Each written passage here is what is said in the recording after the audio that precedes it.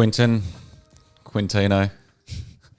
It's better than Quinny Boy, so I'll take it. How are you, mate? Yeah, not bad. It's been a bit of a somber weekend for you, hasn't it? Oh, mate, it's still quite raw, to be honest. This episode from the weekend, but that's right. That's life. That's sport, isn't it? I texted you today. I said the hard part about this job, not that it's exactly a job, but the hard part about it is fronting up on a Monday and talking about our teams, and especially after a dirty loss like we both had on the weekend. It's pretty tough, but that's all part of it, mate. Exactly.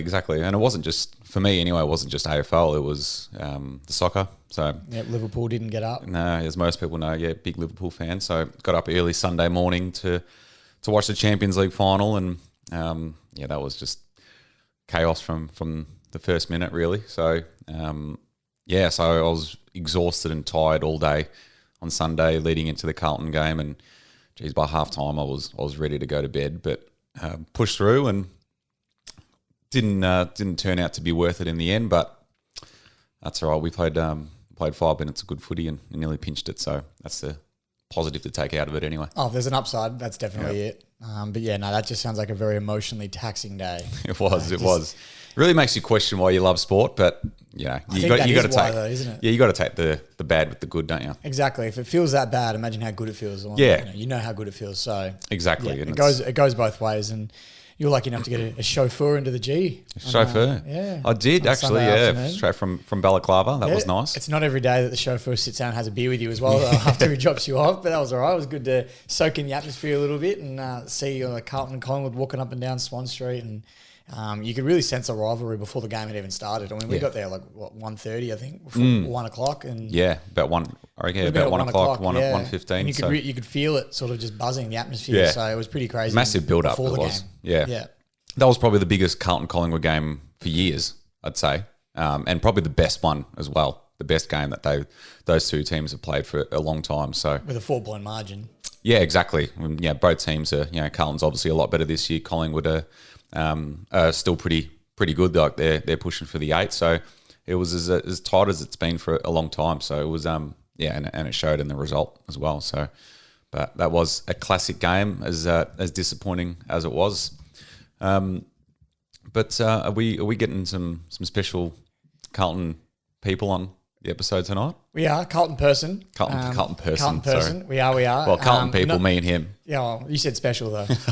Carlton person. Not that you needed any help venting about the Blues this week. No. Or talking about them at all this year, because that's all you seem to have mentioned. Halfway through today, I was not ready to talk about this game just yet. No, I had to talk you into it. Yeah, you did. So we do have a special guest, good friend of mine, been like that for a long time, Darcy Roberts, and he told me during the week before the game, he said, "I'll come on if Carlton win." But props to him. After the loss, I did message him this morning and said, "You still come on?" He goes, "Absolutely, mate. Let's do it." So I think may as well stop wasting time. We'll just we'll get him on. We'll call him. Get him. Yep. Darcy, how are you, mate? Here he is. How you going, guys? Very good, mate. Very good. I'm sure probably feeling a little bit better than you and Marcus at the moment. Oh, look, I've taken more positives out of yesterday than negatives. I'm not actually that disappointed, to be honest. I was quite happy with what I saw. What? Run me through your positives. Like I definitely see both sides of it, but I'm curious to see what you thought of yesterday's game.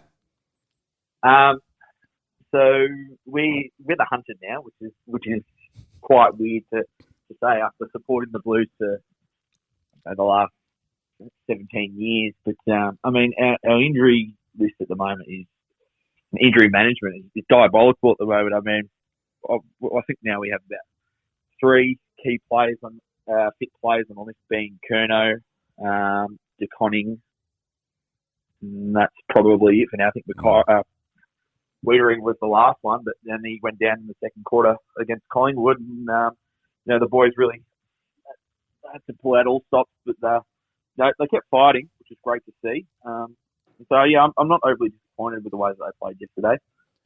Yeah, you make a good point. The injury list is ridiculous. Like I think that the Wiedering one is just one too many now. I think where we've done well to cover the rest, but this one is just it's irreplaceable, and it shows how important he is, because as soon as he went off, we were a bit all over the shop in that second quarter. Yeah, it's going to be interesting. I think news just came out that he's out for 6 weeks now, which would be 5 games because of the bye. And yeah, we've got some tough opponents during that stretch, including Richmond, where I can see Quinn's got a bit of a smile to his face hearing that news that he's going to be out for that game. But that's going to really test us. But well, how have you have you been impressed by the Blue? Obviously, a lot of the Carlton fans are up and about after an 8-2 or 8-3 start now. What's been your experience like this season so far? I mean, still going back to yesterday's game, I mean, the Carlton of old would have rolled over after Weedering went down and we would have lost by 10 goals. But I mean, we kicked 3 goals, one in probably the last 6 minutes of the game. I mean, Ollie Henry kicked, I think, 2 in the last quarter, and I think Owie then banged the 2 on, and then Curnow kicked 1, and, I mean, the atmosphere in the stadium was electric, and I mean, I didn't see too many angry Carlton supporters leaving yesterday, but I mean, this year's just been a roller coaster. I'm not really sure.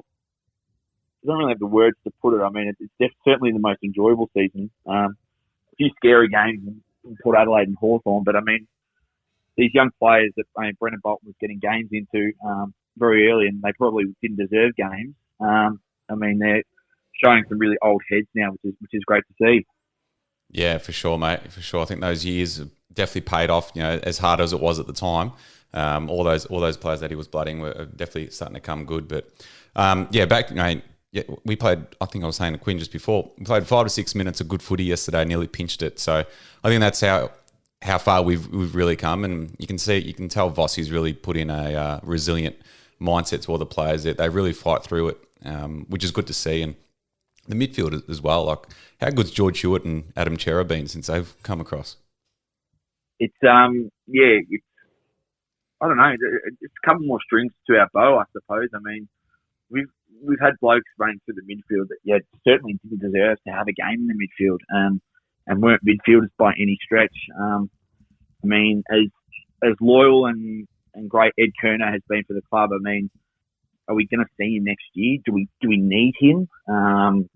There's going to be some really interesting decisions to be made around the place when these players get fitter. The injury list shortens, and I mean, crunch time next year. I mean, who knows where we're going to end up at the end of the year? But I mean, do we say we're in that window now that we've been wanting to be in for the last 10 years? I mean, I don't know. Some decisions have to be made anyway. I think from a neutral standpoint, watching what the Blues are doing, it feels very reminiscent of Bulldogs in 2016, Richmond in 2017, the way you guys are playing. And, in both years, both those sides, including the Tigers, had a bit of a stretch where we lost a few games we probably should have won, like this one. So I don't think it's dire straits yet, and I definitely see you guys being in that window that you wanted to be in. But one thing that I've been quite jealous of looking at from afar is, one, the excitement the Blues fans are showing, because what could the possibilities be? It's sort of an unknown question, and that's what's exciting about it. But the other one is seeing Charlie Curnow back on the park and playing some seriously good footy. I mean, how's good has it been seeing him back out there? Oh, again. Do you need a moment? I can't really put it into words. I mean, he came back last year. I think he played the last 2 or 3 games. And, I mean, he hadn't played footy for 2 years prior to that. And, I mean, he looked slow, looked a little bit off the ball. But I think getting those games into him last year again, a full uninterrupted pre-season, I mean, Quinn, I'm telling you, mate, I don't know. It's scary. Some of the things that this guy does, it's freakish. I mean, Marcus could probably attest to this, but we haven't seen things like this since, Kudo in the early 2000s. I mean, it's scary what this guy can do. Oh, mate, yeah, absolutely. That's I agree. I feel that on many levels, mate. I also need moments when I get asked about Curnow as well. So I wanted to give you a moment of privacy there, the way you were going on about Charlie Curnow. I mean, every time he touches the ball now, I mean, something happens. He's so quick. Ball hits the ground, it's like he turns into a small forward. But then, he's in the air, and I mean, he just clutches it. I mean, I was watching him closely yesterday, and the work that Collingwood were putting into him was astounding. And how did I think? Would he kick 5-2 for the game? Is that right? I think 4-2. Yeah. Yeah. But, He had 2 players playing on him all day. He was double man. Darcy Moore was all over him, and they had Jeremy Howe pretty much on him as well. So, which from a Collingwood standpoint is the smart thing to do. With no Harry, you can sort of put a lot more attention into someone like Charlie, but clearly there's not much you can do to stop him. I think you just got to rely on Charlie having an off day himself. Yeah, exactly. But no, it's freakish to watch it, and it's great. And just you just wish him and Harry would play a lot more together. Just feel like they never do. One of them's always injured, but when they were playing together at the start of the year, it was great to see. So, but see how we go. What about who else did you think stood out yesterday? I thought Sam Walsh was probably best on ground in a losing team. Yeah, I mean, Adam Stard. I mean, when he gets the ball, I mean, again, we've got these players at Carlton that they get the ball in their hands, and the atmosphere in the stadium just becomes electric. Adam Stard off the half back. They can't catch him. I mean, they don't give him the ball enough. They use Nunes and Plowman and Newman, but I mean, just get the ball to Stard and let him do his thing. Yeah, he's incredible. I think he was probably at halftime yesterday was probably best on ground. He was intercepting everything. He's a freak. So lucky to have him. His meters gained as well. Yeah. He uses the ball so well. If you ask those Bombers fans, they still reckon Nick Hines better. Surely that's not going around still. Come on. I think it was for a bit. Please. Well, speaking of, you got the Bombers your next game. You got an interesting run of games. You've had Collingwood, you got the bye, then you got Essendon, and then Richmond. So the the other big three teams in Melbourne, all sort of back to back to back. Surely the Bombers would be a big scalp you guys are expecting to win. Please don't. I said expecting to win. I didn't say you will. I said expecting. We can't, as Carlton supporters, we learned not to say expecting to win. We've seen many games put through the cracks. But I mean, what a time to be around Melbourne. I think all games are going to be at the MCG, and I mean, isn't footy great when those four teams are up and about? Absolutely. It's so good. I mean, like Collingwood, Essendon, Richmond, 3 games in a row is probably too much for mine. Like I felt yesterday was a very overwhelming experience in that last quarter. And then, Essendon, I personally love beating Essendon a lot more than Collingwood. And then you got Richmond. Hurry out. Like it's going to be an emotional wreck after these 3 weeks. Oh, tell me about it. I mean, I have to agree with you there. I mean, knocking off Essendon there's nothing much better, I don't think. It's just something, I don't know. It's something about, I don't know what it is about the Bombers that makes it that much sweeter. I think, and they hate us as much as we hate them. I think that's what it is. It goes both ways, for sure. But I mean, Collingwood and Carlton's that classic, it's the old school one. You think that would be the biggest one, but for whatever reason, everyone just seems to love beating Essendon more than any other team. Although, like Darcy said, you guys are the hunted this year, and I think it's almost turned now where people really just want to beat Carlton now. And that's not a bad thing. Like that's usually a good thing. Usually the premiers are the hunted. How have we become the hunted after 10 rounds? Well, one, because you're 8-3 now, so a good record. That's just crazy. And not only that, it's like as a opposition supporter, I mean, you just want to see your team do well. And when you see another team rising up like you guys are, and the supporters are all up and about, and you guys are nearly too much. You want to see them get pegged down a level. So people that's want us to fail. Exactly, which is what I saw yesterday. I think everyone was going for Collingwood yesterday. I think that's why. Yeah, why you in a way you've become the hunted, which isn't a bad thing at all. Like I even said to someone the other day, I was like, geez, I don't care if Richmond finished bottom of the ladder as long as we beat Carlton round 14. I couldn't lose to them twice in a year, you know what I mean? So that's the way it's become, but it's not a bad thing at all. Yeah. No. I mean, couldn't you be using your Carlton membership to scan into that game? Wouldn't you? Yes. I don't know, mate. After yesterday, I put it in the microwave. Like I really felt like a Carlton supporter putting my membership in the microwave yesterday, so it was good. So you were going for Collingwood yesterday, weren't you? No. You were? No. Mate, I had mates. That was a tough game for me to choose because I don't like either side. I think because of the connection with you and Elisa and Darcy, of course, as well, I think I was edging towards Carlton yesterday. Yeah, good. I would like to give a shout out to Mason Cox. I mean, he turned it on yesterday. I'm sure Quinn would have also been delighted to see big Mason lay a few big tackles and take a few big marks. Oh, it's interesting. He plays his 2 best games of footy against both our clubs, isn't it? Mate, that was making my blood boil yesterday, what he was doing. How bad are the USA chants? Oh, that wasn't the main one. It was just like, how were we letting Mason Cox take these big pack marks? And he took one in defence as well, like almost game saving. He's 8'6". How do you stop him? But just where's he been since the 2018 prelim? And then he does this. It's. Anyway, but it would have been satisfying because the Collingwood chant was ringing around the MCG. While they were 2-3 goals up with the game still in the balance, so it would have been very satisfying to knock them off while that with that chant going as well. That would have been very embarrassing for him. But did you think that Silvani goal went in as well? I was sitting on the half forward flank on the members' side, and it was just there were limbs everywhere. It was. I did for a split second, but I mean, like everyone, they watch what the crowd does. Yeah. I didn't see the Walsh free kick because again, limbs everywhere. But that's footy, I suppose. That's it. It's just a missed opportunity, and it stings just because it's against Collingwood. But I think we'll be right. Should we do the pressure cooker?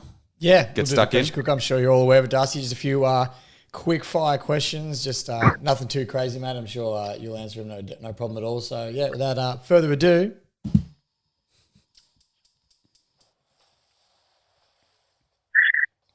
There's one to burst your eardrums for tonight. All right. If you had to delist one player on your team, who would it be?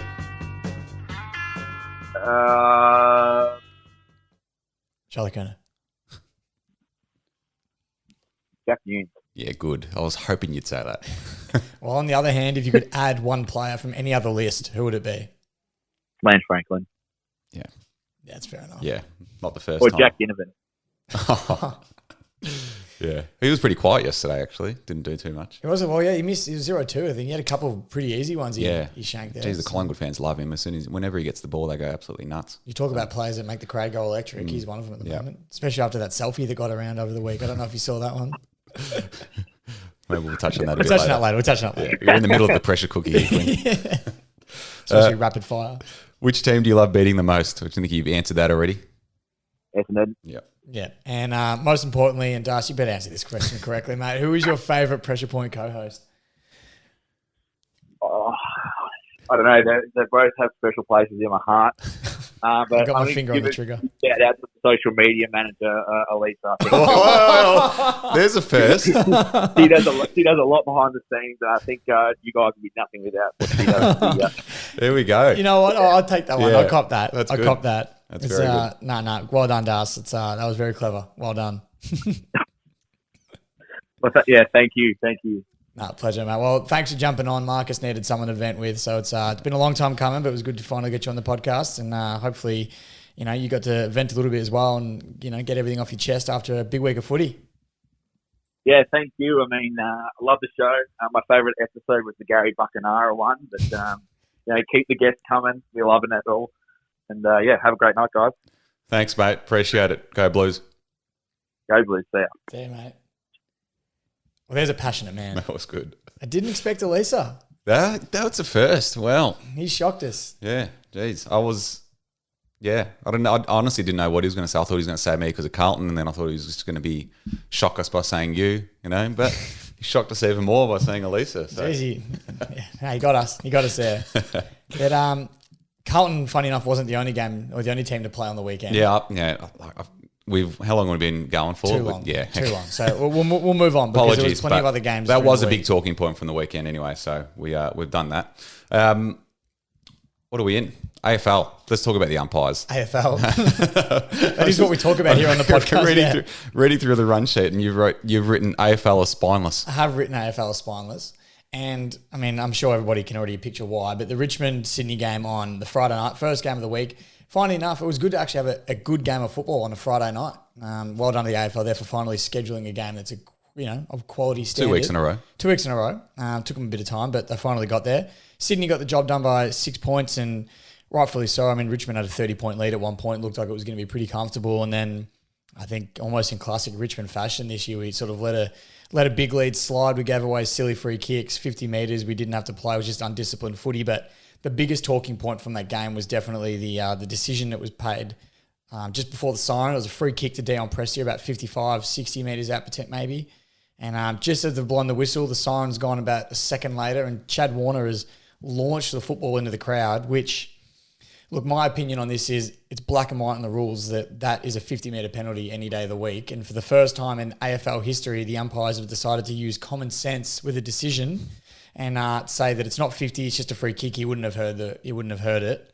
And they didn't pay down the 50-metre penalty, which if they had of, he would have been within, very close to goal and potentially could have tied the game. And, we still might have had 2 points at the end of this round instead of none. So I was pretty filthy. But then I thought for the AFL to come out and say that they've made the right call, I thought was a spineless decision, because there's been a couple of times this year where they've paid 50 for the exact same thing. And one during the game and one after a siren. It was a halftime one that got sent to me a few times by a few people now. It was Essendon Fremantle.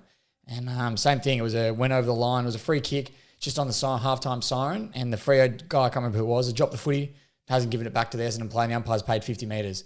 So then if the AFL is going to say that they've made the right decision for the Sydney game, they've got to go back and say that one was wrong, or vice versa. They both can't be the right decision, because it's too up in the air. It's got to be a black or white call. And if you read the definition of the 50-metre penalty rule, what happened on the weekend was a 50-metre penalty. And when have you ever seen them use common sense or said he wouldn't have heard that?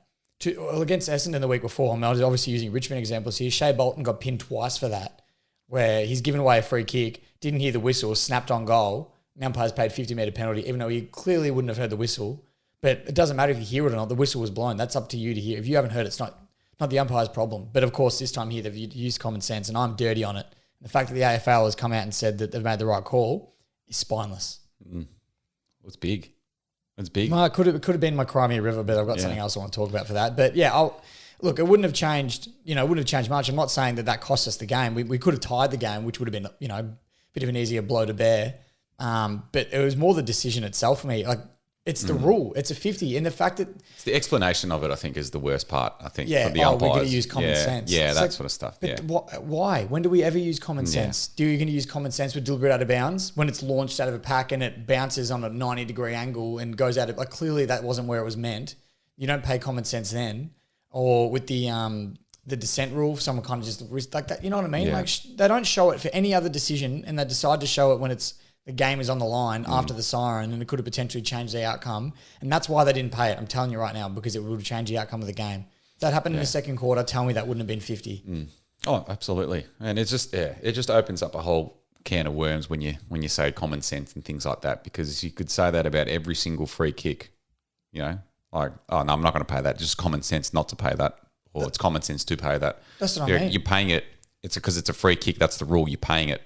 That's the thing. It's a 50-metre penalty. You're paying it. And that's not one of the rules like where it's sort of up for interpretation. It's like he didn't give the ball directly back to the player that earned the free kick. That's 50. That's black and white. That's one of the only rules that is black and white, and they still butchered it. But you can see, like, you play devil's advocate here and you're like, well, geez, in the moment, like, he literally, the siren went, bang. He, like, almost didn't have a chance to make a decision, like, to not kick it. But the whistle did go. Yeah, I know. But, like, just in that moment, it would have been so loud, the siren goes.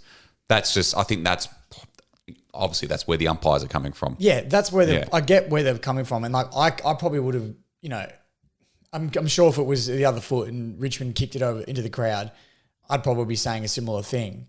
But the one thing you can't argue is, when has it ever mattered if a player has heard the whistle or not? Yeah, I know. That's never been a factor. Absolutely. So for me, the fact that they've decided to, not make the right, and they also... it wasn't just the one umpire. He was talking to other umpires, and a few of them walked. I was like, when does that ever happen? One umpire's got to make the call. The umpire on the ground that was right amongst the play said 50, and then someone in his ear goes, no, don't pay it.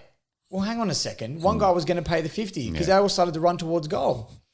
And then there's people saying that Richmond should have had the free kick reversed anyway because they were arguing with the umpire, which, that's probably true. Yeah. I'll give them that. But then... It would have been never ending. But at that point, the only thing I argue with that is at that point there, the final siren had already gone before they started showing dissent. And you can't make any other calls once the siren's gone. Yeah. But the free kick to Prestia was before the siren, and that's why it should have been 50, and I'm dirty on it. Yeah. So that's my piece for that. I'm done talking about that game, but it was, Yeah, I think they're a spineless organisation at the best of times, and they've just shown it again here. Yeah, a lot of issues are coming up this season with the AFL, and Brad Scott, like, geez, he's got a lot to deal with. If he has his job next year, I don't know. Yeah, there's a lot of things that need tidying up in the AFL HQ. 100%. Yeah, 100%. But we can move on. There's more games to talk about. Yes, absolutely. We'll move on to probably the biggest shock, I'd say, of the weekend. That was Freo knocking off Melbourne, and comfortably as well. They smashed them in that second half. By 38 points. That was, I mean, no one saw that happening to Melbourne. I mean, look, I think what everyone's forgotten about the D's as well is they've still got a couple of injuries. I'm pretty sure this week they've got 4 premiership players coming back into the lineup. Well, Stephen May's out now. Stephen May is out now, but I think they do have the players to cover him. But it was just probably, look, we always knew Melbourne were going to lose a game eventually. Probably didn't expect it to happen at the MCG, but Freo, all credit to them, they bounced back after a disappointing loss to Collingwood, and they've come back and beaten the reigning premiers and undefeated Melbourne. So it was unbelievable from them. They were huge. I mean, Sean Darcy absolutely smashed Max Gorn in the ruck. Which never happens. Yeah, that was massive. Rory Lobb probably played one of his better games. Lockie Schultz, gun. Like, they've got some serious talent in their team. They've had a couple of off weeks, but geez, they bounced back in the best possible way, haven't they? Yeah, I think if you were going to say that Freo sort of it dropped off, I think this sort of proves everybody that said that wrong, doesn't it? Yeah, absolutely. I think this just puts them back into that top 4 contention now. So yeah, they're definitely going to be a serious team this year, and even look at Andrew Brayshaw, who's probably one of the best young players in the competition as well. Who just is elite. So yeah, they're looking very good, and no worrying signs for the D's. I wouldn't say. Nah, I mean you can't. 10 and 1 now. I mean, there's nothing. Nothing to be concerned about. It was always going to happen. Every team drops a game, and I don't think we'll see a team win every game of the season. I don't think it's ever happened, has it? I'm not sure. No. Definitely not in the modern era. Not in the modern era. So I don't think it'll ever happen. It's going to be one of those ones that's just too difficult. Yeah. But yeah, nothing to worry about from a Melbourne point of view. But all props to Freo. Yeah, we came to Melbourne after a bad loss last week to the Pies, and have got the job done. Yep. And there was a lot of Freo fans at the G. I don't know if you watched the game or heard the crowd noise. I watched the KO Minis. There was a lot. They were loud. The Freo chants. They were bloody loud for a WA team. Well, rightfully so. Good on them. Yeah. West Coast have always been the bigger WA team and sort of always been focused on West Coast, but. Freo at the moment absolutely relishing the bit of success they're having this year. They need to take advantage of West Coast being this poor. Oh, yeah. They could pass them as the number 1 team in WA if they keep this on track. So, yeah, good on them. What about the Hot Suns? Mate, hey, they're another one. Oh, hey, is this the season where they finally are good? I think they are. Have you seen their fixture coming up? Yeah, they got North this week, I think, in Darwin. They've got a pretty good run. And if they play consistent, that's the thing we're not sure with yet. Yeah. Are they going to be consistent? But if they can be consistent, I think I've said consistent 4 times in the last 30 seconds now. I think they're consistent. They'll play finals. Yeah. And apart from the fact that they probably put, we're sort of around that maybe will, maybe won't make it. I hope they don't just so we sneak in potentially. But I'd love for them to play finals. They've definitely earned it. It's been way too long now without playing a final. Yeah. I definitely don't think they'll cause any damage in September, but I reckon they're on track to make it. And then Hawthorne, they've been by 67 points. Hawthorne have been up and down, we know, but they've been nothing to shy at either. They've been a great side for a lot of the year. Hawthorne beat Brisbane the week before. That's what I mean. They've had some really good performances, put on tough contests against really good teams. They made that comeback against you guys that didn't hold on, obviously. But this is what Hawthorne do. Like they speak about consistency. They're super inconsistent. Like they'll put in an amazing game here and then drop a poor loss here. Oh, absolutely. That's what they do. I think the difference is with Hawthorne and Gold Coast, though, is that Hawthorne are more of that rebuilding side. Yeah. Whereas Gold Coast now, it's like, how long can that? Yeah. They've been rebuilding since 2010. Making some tracks. Exactly. So different situations, but I don't. I'm very happy for the Suns at the moment. I'm loving what I'm seeing. Yeah, good on them. And then if they so they play North this week up in Darwin.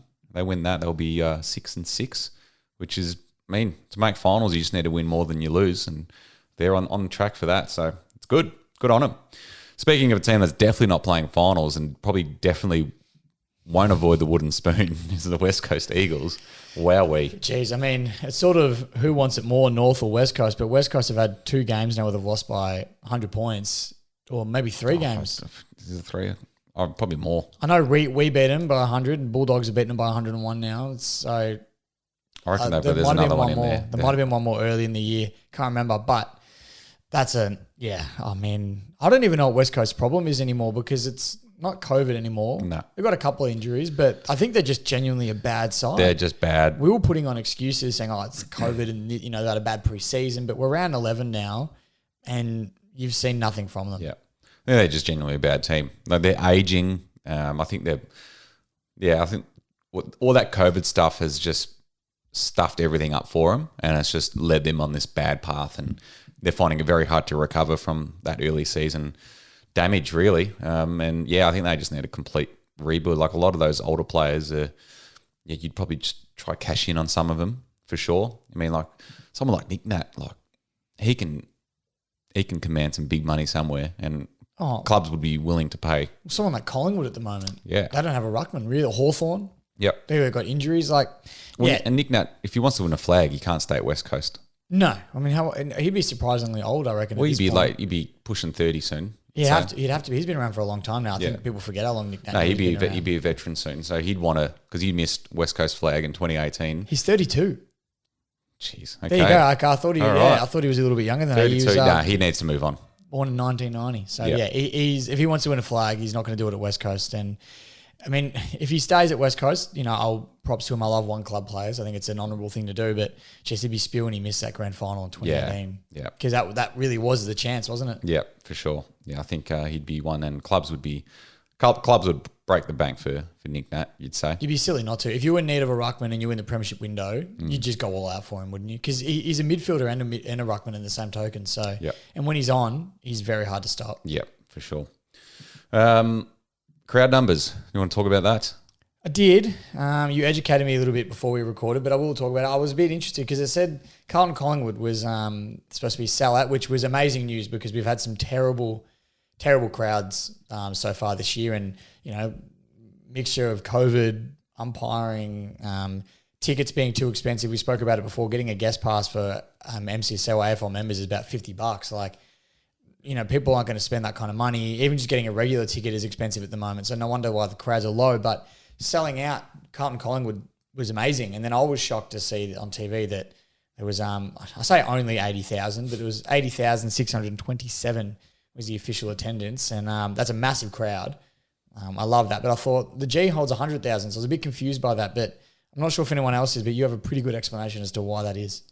Yeah, well, I think when people when the AFL comes out and says it's sold out, it means the tickets that can be sold are sold out.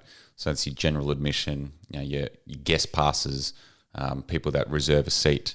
It doesn't take into consideration the MCC, which is walk up, Collingwood home game members, Collingwood reserve seat home game members. So they've always got a seat at their home games, but not every single one of them would have turned up.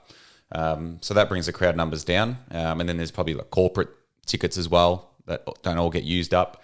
When they come out and say it's a sellout, never expect it to be 100,000 because there's always going to be the walk-ups that don't get there. Unlike a grand final where no one wants to miss it, everyone's there. But so I think it's a bit misleading sometimes when they say it's a sellout, but it just means you can't buy any more like general admin reserve seat tickets. Yeah. Right. Well, there you go. So you learn something new every day. I felt like I probably should have known that by now. That's just but it was knowledge of me working in the AFL membership. The membership department. Yes. Yeah. See, it's had its benefits for sure. Exactly. For sure. But that was good. It was still amazing to see an 80,000 plus crowd over the weekend. We need those sorts of crowds back, and we spoke about it before. Carlton playing Collingwood, Essendon and Richmond 3 games in a row. You'd expect all three of those to draw some pretty big crowds. I know Richmond Bombers had 70 plus the week before, which is still a decent size. So it's good to see some numbers coming back. Was Richmond Collingwood? You played there not like too long ago as well. Do you know what the crowd was there? No, because that was a Saturday afternoon. I was playing footy at the time, so I didn't get there. I was playing my own game, unfortunately. Yeah. So I'm not too sure what the crowd was, but I was at Richmond Essendon. It was 75 plus. So it was a good crowd. Yeah, no, it's good. You're always going to get, when those big four teams playing each other, it's always going to be a big one, I think, no matter what. And Essendon Carlton in a couple of weeks we'll be pushing that, I'd say. 100%. Even though Essendon have been pretty average, I think it's their 150th year celebration. So, expect a lot of people there for that night too. But that's round 11 there, or the big talking points. Let's move on to round 12. It's the first round of the bye rounds as well. Coming at a good time for some clubs. Oh, geez, Carlton needed it. Yeah. The injuries that are piling up. 100%. So, it's an opportunity for some clubs to get a rest and heal some of their players. And for the fan, it's not great because it's less footy over the weekend, but it's good that it's sort of spread out. Do you actually, while we're on it, do you prefer it spread out or you prefer one bye round where everyone has the week off? I don't know. It's a tough. I think I do prefer it spread out, just so there's still something to watch, especially on those key nights like the Friday night and Saturday night. I think I prefer it that way rather than 1 week of no footy. But in the same token, it would be good just to get it out of the way. No one plays. Everyone's got to buy at the same time, and we just go back to normal the week after. I'm not too sure. I think I don't mind it over the couple of weeks. I think I prefer the split round that way. We never go without footy. Yeah. That's good. It's a good way to look at it. Some people don't see it this way, but I'm an AFL fan more than I am a Richmond fan. So I love the game first, because without that, there is no Richmond. So there you go. Yeah, see, very wise words. Nice. You're getting deep again. I am. I'm getting deep. All right. Well, let's get into round 12 then. Friday night footy, Bulldogs and Geelong. Good game. Very good game. 3 in a row. Doggies are the favourites for this game. They are. They've hit some really good form. Not by a lot, but they are the favourites at the moment. They're playing some very good footy. Geelong, on the other hand, are playing great footy as well. I mean, Tom Stewart in the weekend, just seeing 40 disposals, 12 marks. Like, he was... I think someone posted that he's underrated. I'm like, well, he's not. He's an All-Australian, multiple All-Australian. I don't think... He's rated. I don't think he's All-Australian. I mean, I don't think he's underrated. You're underrated when you're not really getting any awards and things. Yeah. I mean, he's a multiple All-Australian. He's rated. Yeah. Everyone rates him. I wouldn't have said anyone thought Tom Stewart wasn't a good player. I just thought that was when he was out for the finals the year before, everyone noticed. Like, it was probably the reason why Geelong didn't. He's go one of their further. most important players. So definitely not an underrated player. I love what Tom Stewart does, but I think being at Marvel just gives the Dogs a little bit of an edge for this game. That smaller ground, they love it there. That their game style suits Marvel really well. So I'm going to go the Doggies. Yep, Doggies for me as well, just because it's at Marvel, and I think they'll get Bailey Smith back this week, which would be huge. So they're looking good. I think. They'll start making a charge for finals. You'd think they're probably the most likely in that region of the ladder. It's going to finish in there, you think? They had a bit of a wavy start, but we knew they were going to bounce back, so not surprising. Saturday Arvo, we've got Adelaide and West Coast at Adelaide Oval. Just Crows. Can't mount a case for the Eagles. Yeah, I think Crows. How'd they go on the weekend? Yeah, they weren't too bad. They're up and down as well, though, Adelaide. Yeah. I don't know who's good and who's bad anymore. I mean, Collingwood beat Freo. Freo beat Melbourne, and then Richmond beat Collingwood. So is Richmond better than Melbourne? You know what I mean? Like, it makes no sense. Who knows how it works now? No one knows. But Adelaide regardless, won't lose to West Coast at home. They're winning this. Gold Coast North and at TIO Stadium in Darwin, as we mentioned before. Absolutely, and the Suns will continue their hot streak and get another win here, I'd say. That's it. Saturday night, we've got Melbourne, Sydney at the MCG. This is going to be a good one. Very good game. Minus Buddy Franklin, potentially. Which I'll quickly touch on that. That's another one that's upset me as well. Or do you want to wait? It's not my crummy rule. Oh, it's not, is it? No, it's not. How have we not mentioned this then? We just must have skipped over it because I focused too much on the 50-metre rule. Maybe we just talk about it now. I'll get out of the way. I'll only be quick. The AFL, if they're dead serious about striking out, hits to the head or just striking in general, I can't believe they've given Buddy 1 week for a strike to the face. And then now Sydney are contesting it, which, rightfully so. No grudges with Sydney for trying to contest it. But they're trying to argue that it was careless, not intentional. How do you unintentionally strike someone in the face? Like the argument could be he was going for his chest. Buddy's a lot bigger than Cochin and could have missed. But I think once you opt to strike, that should automatically be 2 weeks. If you want to stamp it out genuinely and you give Buddy 1 week, which is what they gave him, it's a joke. And look, Cochin probably threw his head back a little bit. Buddy might have had an open palm. It wasn't a closed fist, but I don't think that should matter. I think if you want to just stamp out striking, you've got to come down harder than that. And if you don't really care about it, then just say you don't care about it and just let that be a part of the game like it used to be. Either way, just be consistent, which I guess is the AFL's biggest issue. So anyway, we'll get back to the game. Yes, they could be without Buddy. Yep. Another interesting thing with the D's, I think they've got 5 games at the MCG in a row. One being an away game against Collingwood.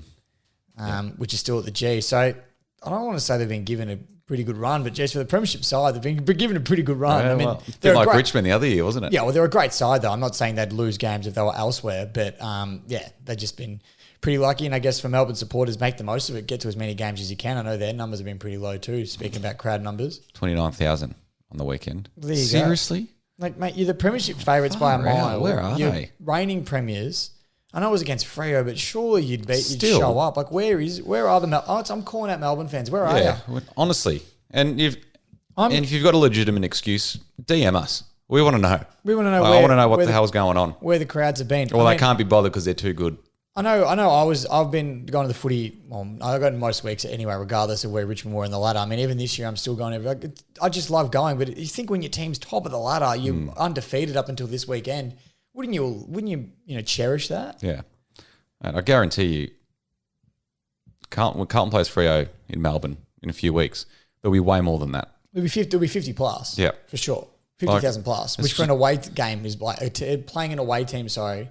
In the state side, that's a big crowd, 50,000 plus. I mean, it was 44,000 against North for us, and they're pretty much well, they might be soon when they go to Tassie. Yeah, exactly. So, I mean, I'm not. Yeah, they're reigning premier. I think that's what it is. Like Melbourne have never drawn big crowds in the past, but the fact that they're reigning premiers, they get a lot to the finals, the big games. But where are you when it counts? When it counts and during these games. So anyway, that's all good. We'll move on. But Melbourne for me for this one. Yeah. Sunday, Arvo got Hawthorne Collingwood. This will be a good one. The G. This will be a good game. Be interesting. It could go Two either very way. Similar sort of teams. Both on and off all year, aren't they? I think Collingwood for mine. They're on a bit of a hot streak at the moment. So Absolutely. I'll say the Pies. I think it's the teams that they're beaten as well. That's what I mean. Freo and Carlton 2 weeks in a row. Big wins. Big for them. Big wins for them. So yeah, Collingwood will get this one done as well, I'd imagine. Yep. And then probably game of the round, Freo Brisbane at Optus Stadium. Jeez. Well, Freo beating Melbourne, going back home at Optus, I'd say Freo again just because of where it is. But tough one to pick. But yeah, I think Freo. Very hard to pick. They're in good form after the weekend. So Freo for mine. They beat them comprehensively, Melbourne too. Yeah, it was 38 points. Like it wasn't. I know. But then Brisbane are also a bloody good team. I know. But then Brisbane lost to Hawthorne 2 weeks ago. I think just because it's at Optus. Yeah, I think that's Freo. What it is. Yeah, I think Freo because it's over there. And yeah, that is the games this week with. We've got Carlton, Port Adelaide, St Kilda, Essendon, GWS and Richmond all with the bye. So, so that'll start a 3-week period of byes. Alrighty, so well, you said you've got a Crimey River and you've and it's not what we expected, so it's not. This will be interesting. I'll get into it. We'll get out of the way.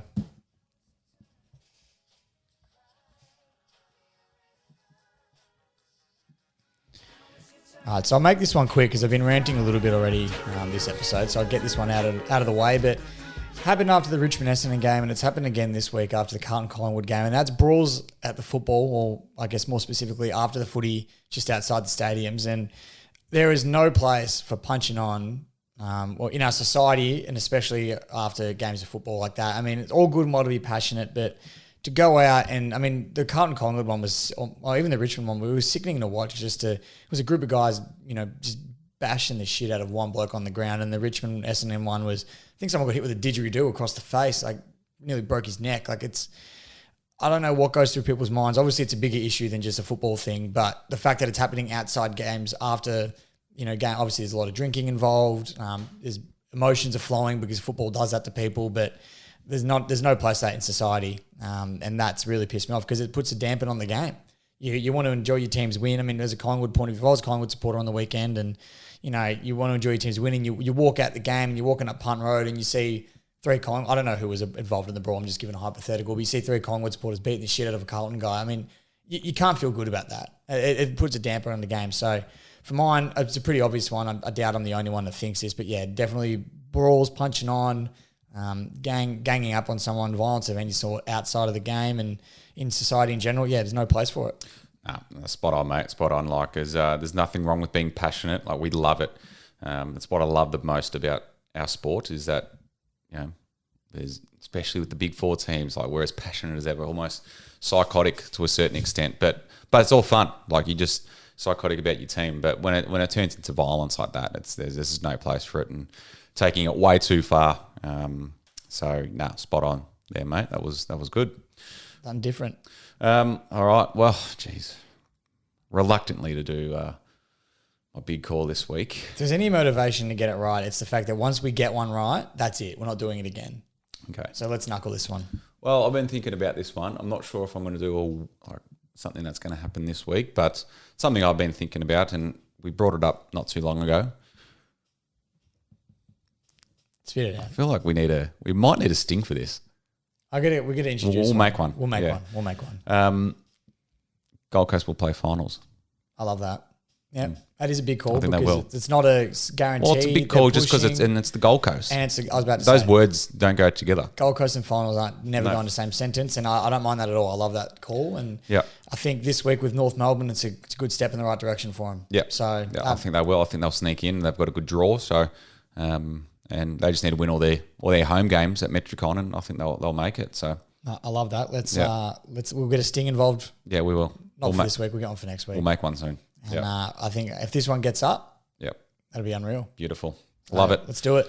All right, mate. Well, that is it. Let's wrap up there. We've got some netball to play, and actually, I do.